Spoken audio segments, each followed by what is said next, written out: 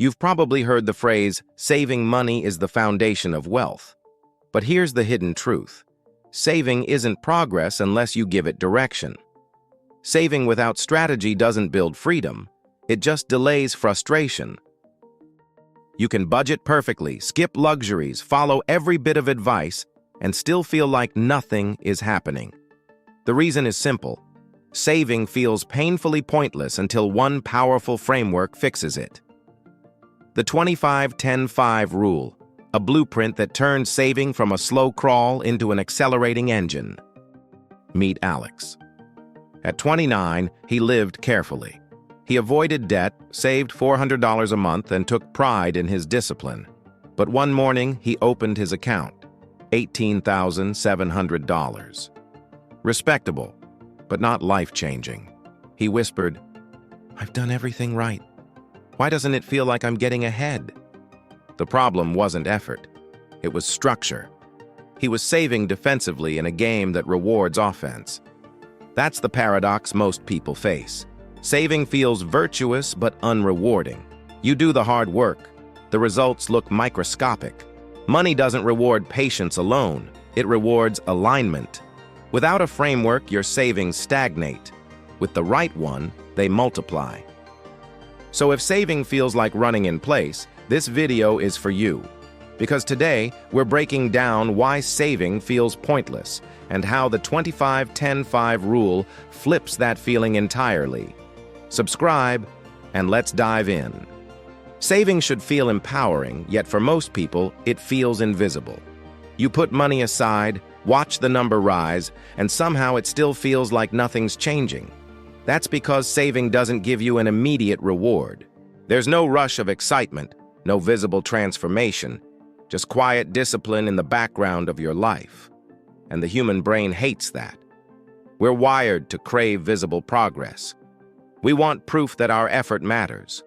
When we don't see it, our motivation fades. That's why saving often feels like running on a treadmill. You're moving, but the scenery never changes. Most people fall into what I call the silent struggle, that stage where financial discipline starts to feel emotionally disconnected. You save, but you don't feel richer. You sacrifice, but nothing in your lifestyle improves. Eventually, your brain decides that saving is punishment, not progress. So you loosen up, spend a little, justify it with "I deserve this," and unknowingly reset the clock. The tragedy isn't that people can't save, it's that they were never taught how to make saving emotionally sustainable. You don't need more willpower. You need structure, a system that rewards consistency and makes saving feel alive again. That's exactly what the 25-10-5 rule does. It transforms saving from an act of deprivation into an act of design. Because when your money has rhythm, purpose, and visible direction, every deposit feels like forward motion. Next, let's break down how the rule works, starting with the first number, 25. The first number in the rule is 25, the ownership threshold. It's the moment where saving stops being about storing and starts being about owning. Because here's the truth. Money sitting in a bank account is obedient, but it's not working. It waits for your command. Until you give it a mission, it earns nothing, creates nothing, and becomes less valuable every year. That's why the 25 rule exists, to make sure that at least 25% of what you save goes toward ownership. Ownership is what separates savers from builders. When you hit that 25% threshold, part of your savings begins to shift from static cash to active capital, the kind that grows. It could mean index funds, ETFs, dividend stocks, or even building a small income stream or skill that increases your earning potential. Because ownership isn't just about assets, it's about leverage.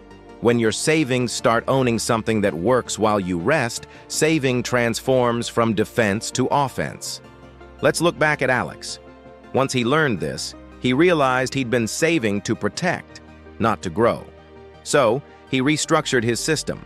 75% of his savings stayed liquid for stability, but 25% began flowing into simple, low-cost index funds. Within a year, he saw something he hadn't before: his money moving without him. That shift wasn't just financial, it was psychological. Suddenly, saving felt exciting again. Here's the mindset shift.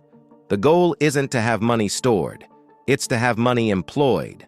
Because stored money sleeps, employed money works.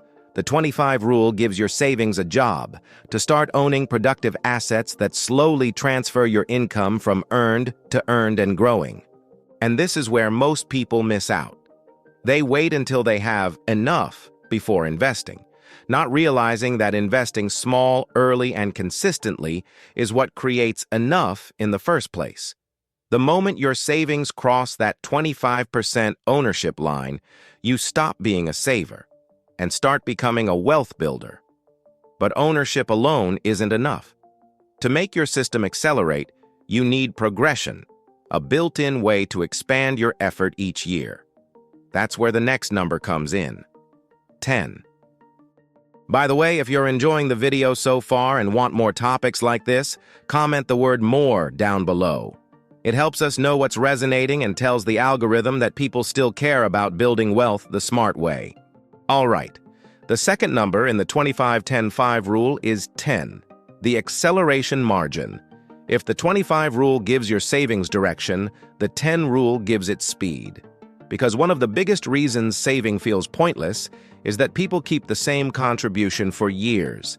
They save the same $200 or $400 a month, while everything else in life, prices, income, and opportunities, keeps moving. Static saving creates static results. But when you scale your savings even slightly each year, momentum begins to compound. That's what the 10 rule does. It's simple. Increase your saving rate by at least 10% every year. If you're saving $500 a month now, make it $550 next year, $605 the year after, and so on. That small step creates exponential separation over time. Because when you pair growth with time, compounding doesn't just happen in your investments. It happens in your discipline. You train your brain to normalize progress. Each small increase tells your subconscious, "This is who I am now." Think of it like fitness. If you lift the same weight forever, your body stops changing. But add just a little more each year, and your strength compounds. The same logic applies to money. You don't need to double your savings. You just need to increase it slightly and consistently. That's how the curve starts bending upward. Alex discovered this after his first year of using the rule. His income hadn't exploded, but he realized that growth didn't require a promotion. It required a plan. He set an automatic transfer that rose by 10% each year. That single automation freed him from having to decide to save more. He just did. And over time, that small rhythm turned into visible acceleration. And that's where we come in. We're building the Trip to Wealth Command Center, a simple Google Sheet system that helps you track your income, spending, and net worth in one place. More than a tracker, it's a strategy hub. It shows you where your money leaks, where it grows, and how small changes compound over time. Because when you can visualize your progress, you're less likely to fall into disappointment, frustration, or panic. You'll find the early access waitlist link below. Here's the takeaway. The 10 rule isn't about perfection, it's about movement. A small increase every year keeps your savings alive and your mind engaged. Because the moment progress becomes visible, motivation becomes automatic. But even with structure and speed, there's still one more piece missing, the part that keeps your system human. That's where the last number in the rule comes in. 5. The final number in the 25-10-5 rule is 5, the Freedom Fund. And while it's the smallest number in the rule, it's the one that keeps you emotionally alive. Because the truth is, saving can only be sustainable if it also feels rewarding. Most people fail, not because they lack discipline, but because their system leaves no space for joy. When you save endlessly with nothing to look forward to, life begins to feel like a spreadsheet. That's why 5% of everything you save should go toward what I call the Freedom Fund. Money dedicated to growth, learning, or small experiences that remind you why you're building wealth in the first place. It could be a course that sharpens your skills, a weekend that resets your mind, or a small investment in something you love. The purpose isn't consumption, it's connection. When your system includes small doses of reward, you stay emotionally engaged with the process. You stop seeing saving as a restriction and start seeing it as a path. That 5% becomes proof that you can build your future without abandoning your present. Alex learned this the hard way. Before the rule, he saved relentlessly. But life felt like a long pause button. When he introduced the Freedom Fund, something shifted. He took a fraction of his savings to learn digital design, a skill that later turned into extra income. The result? His savings grew faster, not slower. Because when you invest in what energizes you, the motivation to keep saving multiplies. This final piece completes the loop. 25% gives your money purpose through ownership, 10% gives it speed through progression, and 5% gives it soul through balance. Together, they transform saving from a cold routine into a living system that grows with you. When all three numbers align, something powerful happens. You stop seeing saving as a sacrifice and start seeing it as self-respect. Because saving isn't about restriction, it's about direction. It's proof that you believe your future deserves resources, not leftovers. And now that you understand the 25-10-5 framework, let's put it all together into a simple step-by-step plan you can start today. Because clarity without action changes nothing. Here's how to make this system your personal wealth engine starting today. Step 1. Apply the 25 rule, the ownership threshold. Commit to channeling at least a quarter of your saved money into assets that own something. That could be index funds, dividend portfolios, skill building, or a simple side project that produces value beyond your paycheck. This is how you shift your savings from passive to productive, from safety to growth. Step 2. Activate the 10 rule, the acceleration margin. Automate a yearly increase of 10% in your saving contributions. Build it right into your budget so progress happens on autopilot. That way, you'll never feel stuck again. Your system will always outpace comfort. Step 3. Honor the 5 rule, the Freedom Fund. Protect that 5% for growth, rest, and renewal. Let it feed your creativity, curiosity, and well-being. That small slice is what keeps you motivated when the grind gets repetitive. It keeps your system human. Together, these 3 numbers, 25, 10, and 5, give structure to your ambition. They blend mathematics and mindset, logic and emotion. And when you put them into motion, something powerful happens. Your savings stop being a cage and start becoming a compass. You begin to feel movement again, not just in your balance, but in your belief. Because here's the deeper truth. Saving isn't about money. It's about identity. Every dollar you direct intentionally is a vote for the person you're becoming. Every contribution says, I trust my future self to use this better than my present self would. That's the essence of wealth. Trusting time more than impulse. The 25-10-5 rule isn't about deprivation. It's about design.